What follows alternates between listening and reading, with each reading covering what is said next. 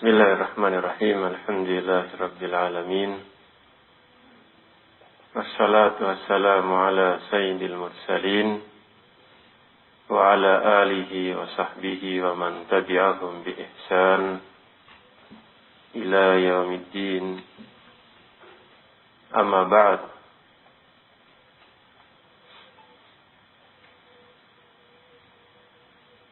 Qala al-Imam al-Mujaddid Muhammad bin Abdul Wahhab rahimahullahu ta'ala fi kitabih Nawaqidul Islam. As-salisu, yaitu pembatal keislaman yang ketiga, yang dimana para ulama bersepakat, ijma, ya. Jadi yang disebutkan Syekh dalam kitab ini, dalam risalah ini, yaitu An-Nawaqid Al-Mujma' 'alaiha. Setelah lewat bersama kita pembatal yang pertama, yaitu apa yang pertama? Asyirku fi ibadatillah. Yang kedua, manjala bainahu wa bainallah wasa'id, ya, menjadikan perantara antara dia dengan Allah, dan dia memberikan takorrubnya kepada perantara tersebut, yang dimana ini min jinsi syirkil musyrikin di zamani ar-Rasul alaihi salatu wassalam. Kemudian sekarang yang ketiga, Syekh menyebutkan di antara nawaqid ini, pembatal-pembatal keislaman ini, yaitu qala rahimahullah, man lam yukaffiril musyrikin au syakka fi kufrihim aw sahhaha madhhabahum kafar. Nah, barang siapa yang tidak mengkafirkan orang-orang musyrikin, otomatis juga tidak mengkafirkan orang-orang kufar, atau ragu tentang kekufuran mereka, atau bahkan membenarkan madhabnya mereka yang batil ini, maka orang yang seperti ini kafir.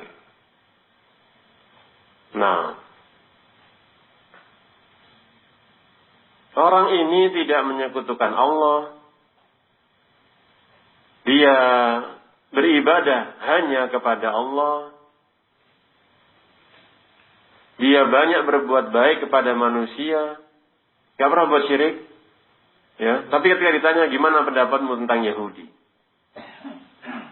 gimana pendapat tentang Nasara, dia sini gak usahlah kita membahas mereka kafir atau bukan, atau gak perlulah kita mengkafirkan mereka, dan yang semisalnya dari ucapan atau ragu, ya, nah gak tahu mereka ini agama ini batil, Nasara ini agama yang kafir, ragu, ya, atau bahkan membenarkan. Dan ini banyak terjadi di kalangan kaum muslimin, orang-orang yang menisbatkan dirinya mereka muslimin namun tidak menyalahkan agama-agama selain Islam. Maka orang yang seperti ini kafir. Dari pembatal keislaman ketiga ini ada beberapa poin. Yang pertama, dari sini kita mengetahui bahwa at-takfir itu sesuatu yang masyru'. Salah kalau dikatakan secara mutlak fitnatut takfir masalah. Nah, salah. Ya. At-takfir itu sesuatu yang masyru'. Pengkafiran itu sesuatu yang disyariatkan. Seperti itu, ya. Maka dia bukan fitnah. Makanya ketika dulu Ali Hasan Al-Halabi menulis risalah, judulnya Fitnatut Takfir, ini kan dikritik oleh para ulama. Nah, takfir itu sesuatu yang masyru', disyariatkan, bukan fitnah dia. Tentunya dengan dhawabitnya, dengan syurutnya, ketentuannya, syarat-syaratnya. Adapun kalau dikatakan fitnatu al-hulu fit takfir, nah ini fitnah. Hulu dalam mengkafirkan, bermudah-mudahan mengkafirkan orang seperti yang dilakukan Khawarij dan yang lainnya. Nah, ini fitnah. Ya, tapi at-takfir itu sendiri ini bukan fitnah ini. Itu satu yang masyru'. Nah. Kemudian yang berikutnya yang perlu kita ketahui di sini, kekufuran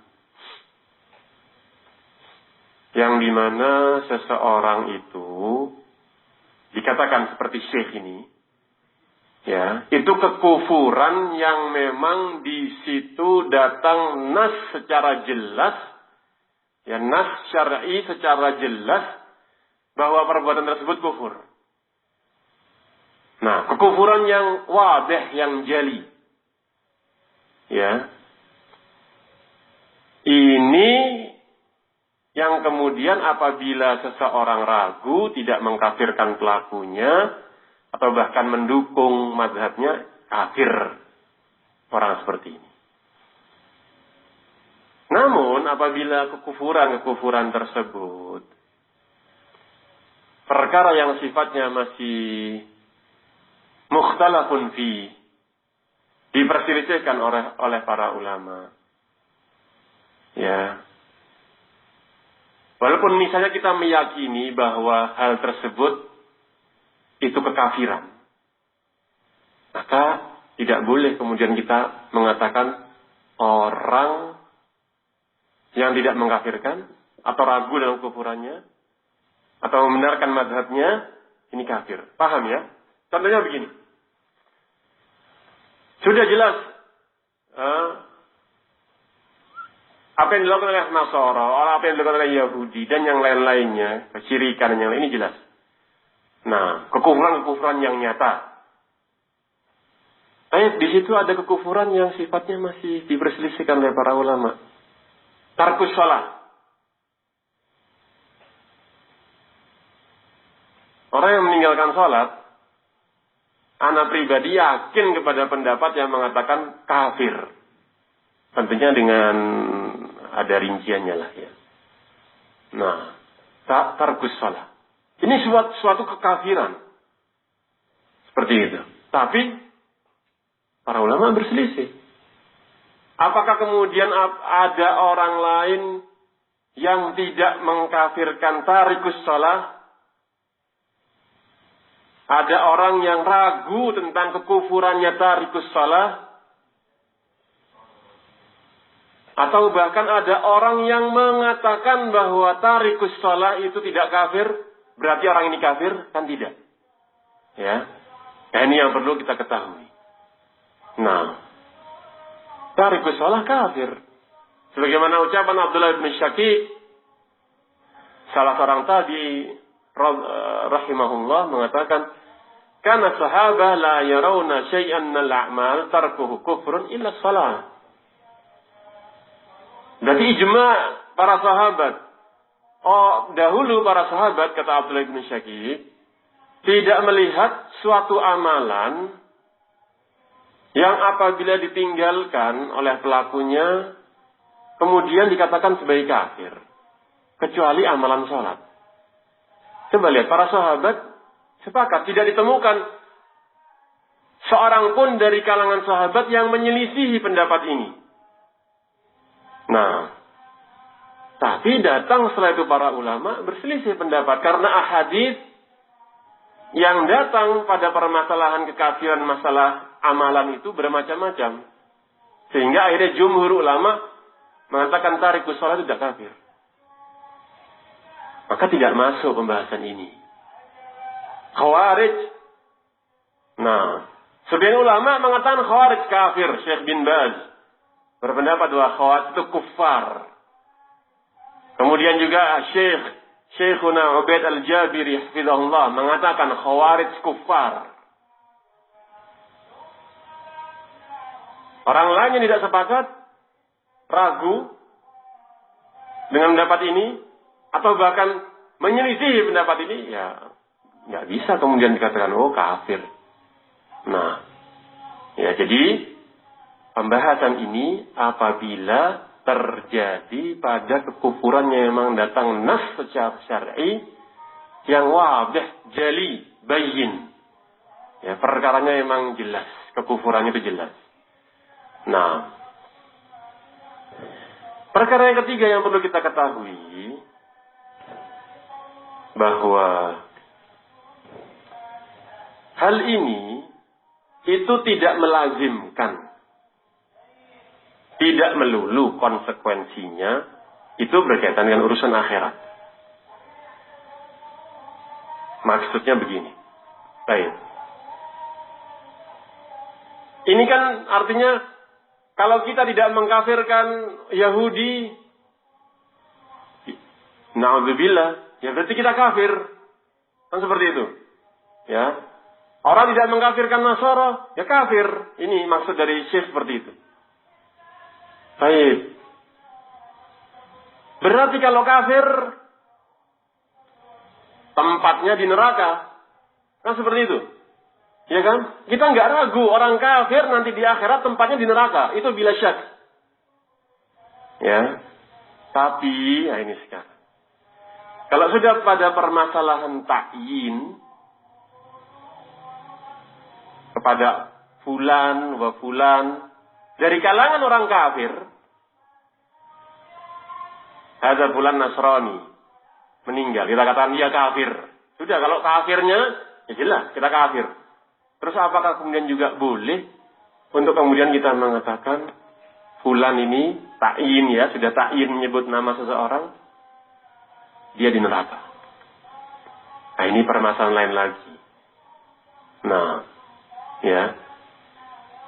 Ta'yin seseorang dari kalangan kufar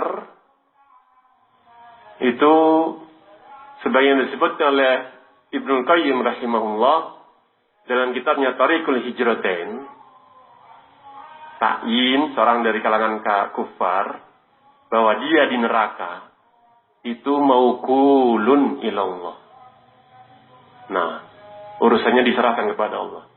Gak bisa kita mentakyin. Kecuali yang datang nas bahwa orang tersebut memang dia ini Allah sebutkan dia kafir. Allah sebutkan dia itu di neraka tempatnya.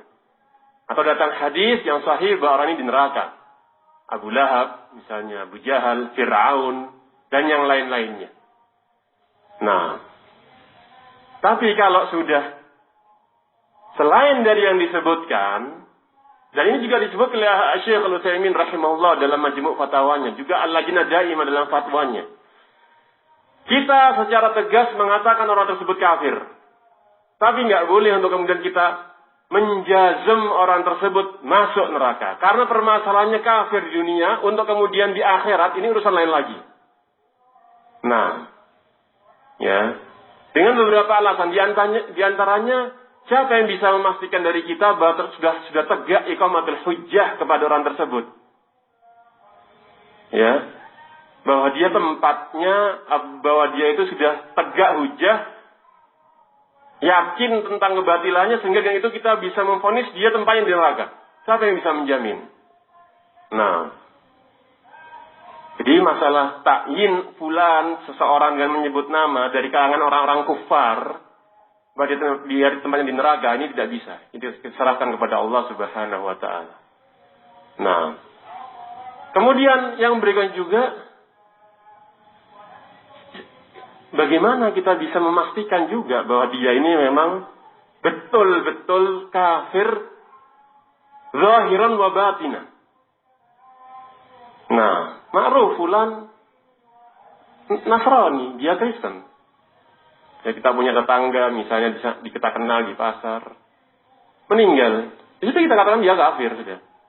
Nah, hukum di dunia kita katakan kafir. Dia dikubur di kuburannya orang-orang kafir. Kita nggak mensolati. Keluarganya juga nggak boleh mewarisi kalau ada yang muslim. Seperti itu. Ya. Dan yang lain-lainnya dari ahkam al-kuffar di dunia. Tapi siapa yang bisa memastikan? Betul-betul memastikan bahwa dia ini memang kafir. Bisa jadi, apalagi sekarang.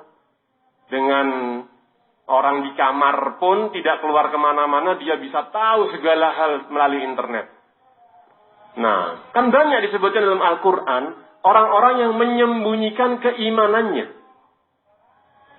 Ya, faqala alladzi rajulun gimana itu? Wa ja'a alladzi yaktumu imanahu ataqtuluna rajulan ayyaqula rabbi Allah. Nah, dan datang seseorang yang menyembunyikan keimanannya. Ya. Bisa jadi dia mengenal Islam melalui internet misalnya. Ya, bisa jadi dia sudah masuk Islam tapi dia tidak tahu. Dan yang lain-lainnya dari ihtimalat yang dari itu kita tidak bisa menjazam dia tempatnya di neraka. Adapun di dunia kafir ya, hukumnya secara zahir kafir.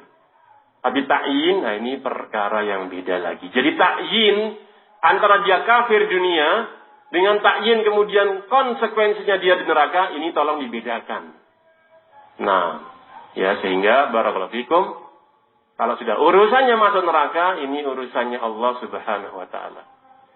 Apakah ada orang yang ragu tentang kekuasaan Allah Subhanahu wa taala?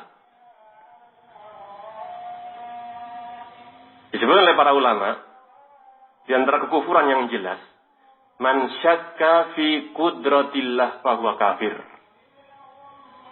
Orang yang ragu tentang kemampuan Allah. Ya. Allah itu mampu berbuat apa saja. Ada orang ragu, maka ini kan kafir orang seperti ini. Ya. Baik, kita tahu hadis yang diriwayatkan oleh Imam Bukhari dan yang lainnya, seseorang yang berpesan kepada keluarganya, ya, kalau nanti dia meninggal, tolong jenazahnya untuk dibakar, dihancurkan, sebagiannya dilempar ke laut, sebagiannya dibuang di daratan. Nah, seperti itu. Akhirnya di hari kiamat Allah bertanya kepada orang ini, lima fa'alta. Apa? Kenapa engkau melakukan seperti ini? Nah, kemudian dijawab oleh orang ini, min khasyatik ya Rabb wa anta a'lam. Orang ini ternyata melakukan itu karena dia merasa dosanya itu banyak, dia amalannya sedikit, akhirnya dia tidak ingin nanti dibangkitkan bertemu dengan Allah dalam kondisi seperti ini. Dia ingin dia ragu tentang kuasa Allah. Bahwa Allah itu mampu untuk mau bagaimanapun, ya sudah nanti Allah akan kumpulkan. Ragu dia. Dia berpesan, harapannya dengan itu dia tidak bertemu dengan Allah Subhanahu wa taala untuk kemudian mempertanggungjawabkan apa yang dilakukan di dunia. Kenapa? Karena takut kepada Allah Subhanahu wa taala. Perbuatan tersebut ragu dia. Nah, tapi ditanya oleh Allah Subhanahu wa taala, dijawab oleh orang ini, min khasyatik ya Rabb. Karena aku ini takut kepada engkau. Akhirnya apa? Ghufira lahu. Nah, akhirnya Allah ampuni dosanya. Artinya, ya tadi, ada beberapa hal yang kalau sudah urusannya akhirat, ini perkara umur ghaibiyah, ya sudah. Manusia kita ini sebagai manusia tidak bisa tadakhul, nggak ada ikut campur sudah. Urusan akhir sudah Allah Subhanahu wa taala, kecuali memang Allah sebutkan.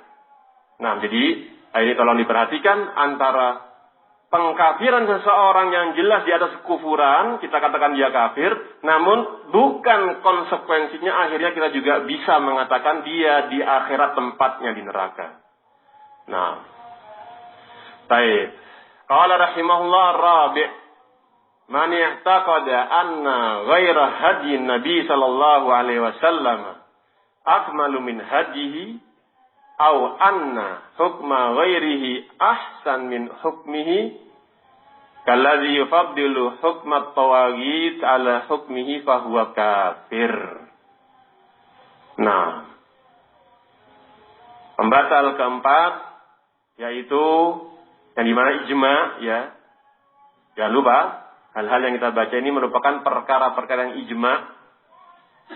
Jadi para ulama sepakat, barang siapa yang meyakini bahwa petunjuknya selain Rasulullah Sallallahu Alaihi Wasallam, sunnah-sunnahnya, aturan-aturannya selain Rasulullah SAW itu lebih bagus, lebih sempurna dibandingkan aturan-aturan dan petunjuk-petunjuknya Rasulullah,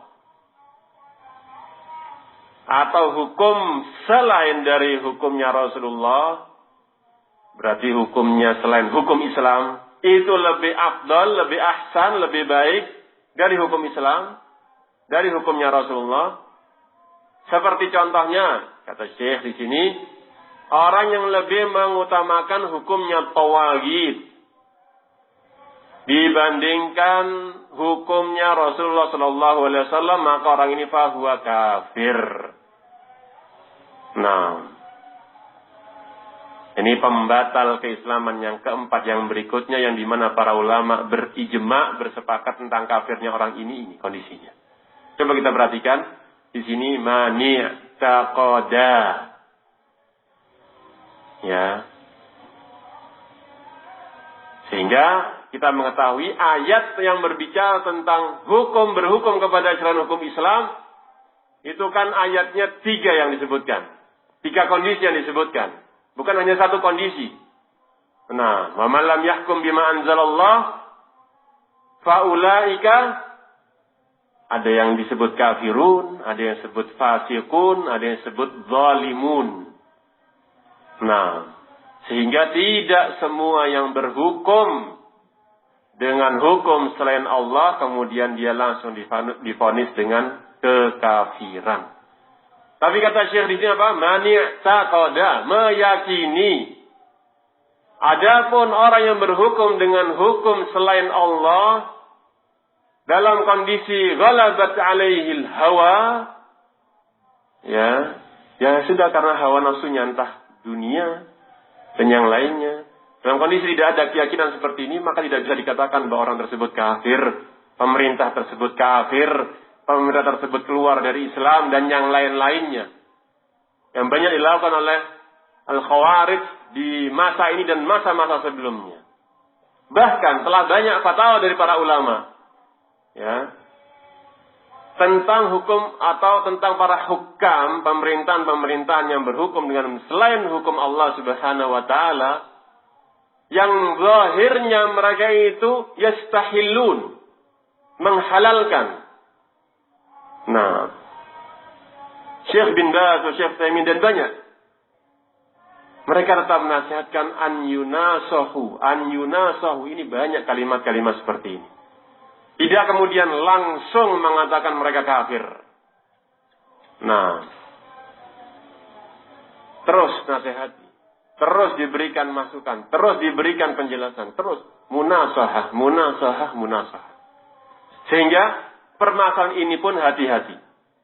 Ya, kita sepakat orang yang mengatakan hukum selain Allah itu lebih afdal, jangankan itu, dikatakan sama baik, sama sempurnanya, dia meyakini, ini juga kafir.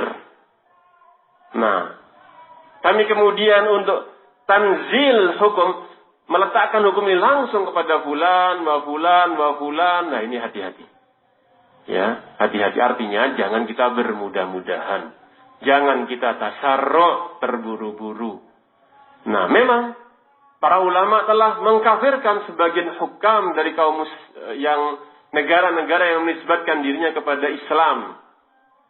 Artinya tidak melulu tidak ada sama sekali. Ya ada memang. Seperti itu. Tapi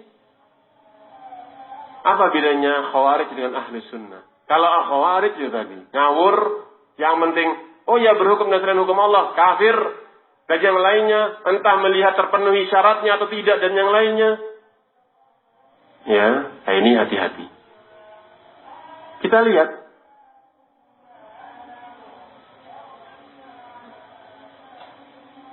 An-Najasyi Malikul Habasyah.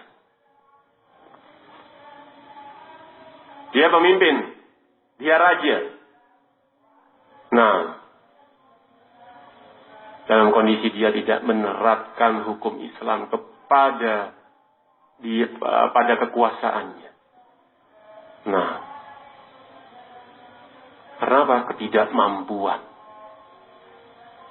Padahal dia beriman dengan Rasul alaihi salatu wassalam, tapi tidak mampu dia menerapkannya. kepada rakyatnya, pada kerajaannya. Seperti itu. Apa kemudian Ar-Rasul alaihi salatu wassalam kemudian menghukumi dia dengan kafiran?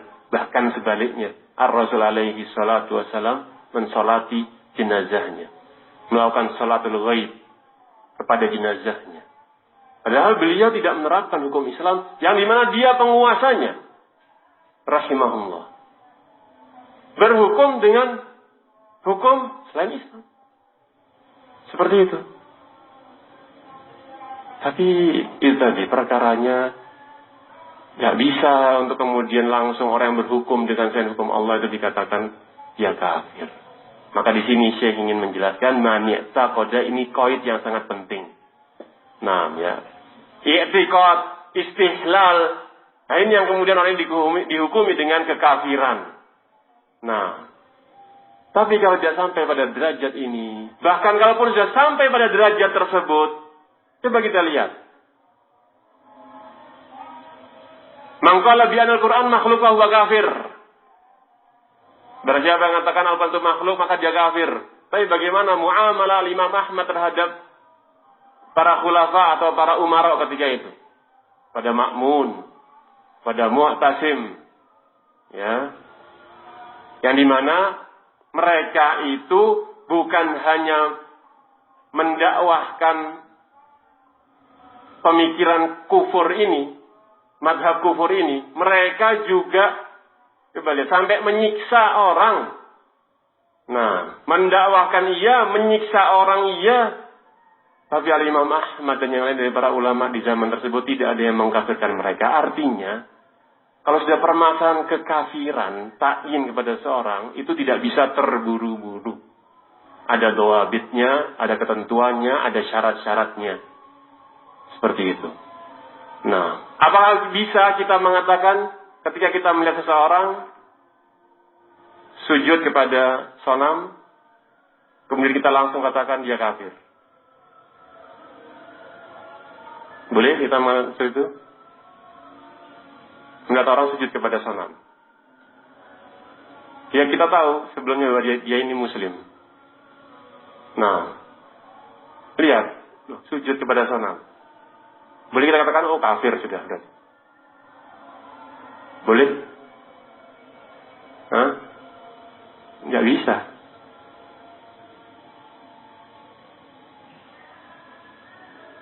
Kita tahu dia memang kondisinya bukan mukroh.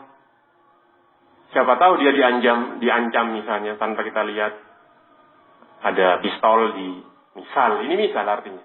Artinya kan segala sesuatunya itu butuh untuk pemastian gitu. Siapa tahu ternyata dia punya maaf saja penyakit gila, kambuh-kambuhan, di mana dalam kondisi kambuh kegilaannya dia melakukan seperti itu, misalnya, ya, kayak tadi, tidak tasarru', tidak istijal dalam memvonis seseorang untuk dikatakan kafir. Nah, syaratnya terpenuhi, mawaniknya tidak ada semua, baru. Ya, tidak ada yang menghalangi untuk seseorang ini dihukumi sebagai kekufuran. Sudah tidak ada semua mawaniknya, pencegah-pencegahnya, syarat-syaratnya terpenuhi semua. Baru kita katakan bahwa orang ini kafir secara ta'yin. Tapi kan ini butuh waktu, butuh proses, butuh, ya.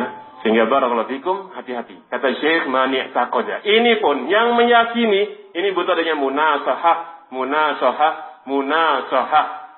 Ya, tidak kemudian langsung bisa kita katakan juga ketika kita melihat seorang misalnya berhukum dengan selain hukum Allah, walaupun dia misalnya secara zahir mengatakan boleh, halal, untuk kemudian kita langsung, ya, intabihu, hati-hati dengan perkara ini.